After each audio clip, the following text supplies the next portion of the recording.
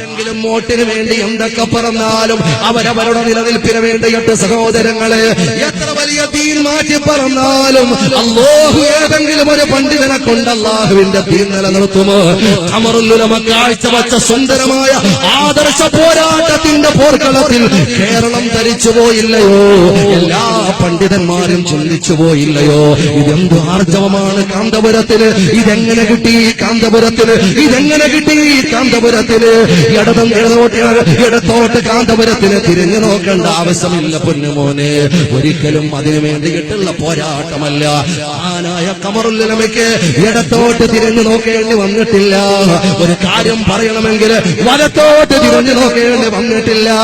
മുമ്പോട്ടും പിമ്പോട്ടും അല്ലാഹുവിന്റെ ദീൻ പറയുന്നതിന് ഒരു രാഷ്ട്രീയ തമ്പുരാക്കന്മാരുടെയും പാളയത്തിൽ കൊണ്ടുപോയി ആദർശമടിയറ വെക്കാത്ത അജയ്യനായ ഖമറുൽ ഉലമ.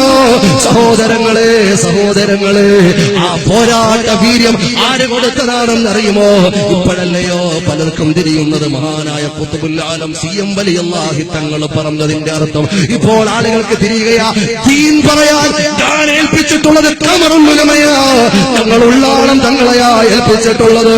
ഏതെങ്കിലും രാഷ്ട്രീയ ചുവയുള്ളവർക്കല്ല.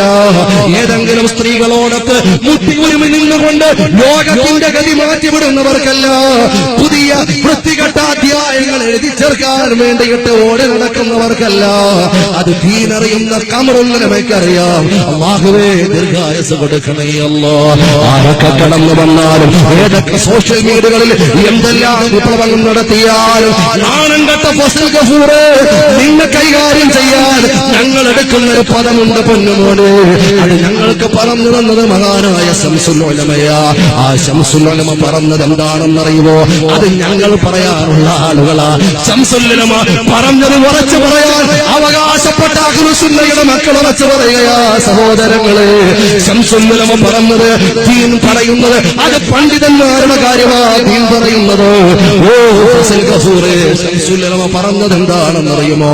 ഡോക്ടർമാർ കാട്ടത്തിൽ നിരക്കുന്ന പുഴുക്കളുടെ കാര്യം അന്വേഷിക്കട്ടെ, കാട്ടമിളക്കി പരിശോധിക്കട്ടെ.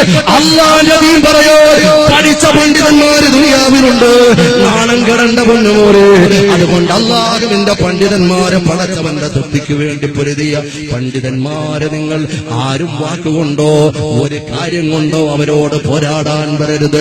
കാരണം അവര് മഹാന്മാരായ അല്ലാഹുവിന്റെ ഔലിയാക്കന്മാരുടെ പിന്മുറക്കാരാണ്. അവർക്ക് അവരുടെ പ്രാർത്ഥനയുള്ളവരാണ്. അവർക്ക് ആശീർവാദമുള്ളവരാണ്. അല്ലാഹുവേ അവരുടെ കരങ്ങൾക്ക് നീ കരുത്ത് പകരണേ അല്ലാഹ്.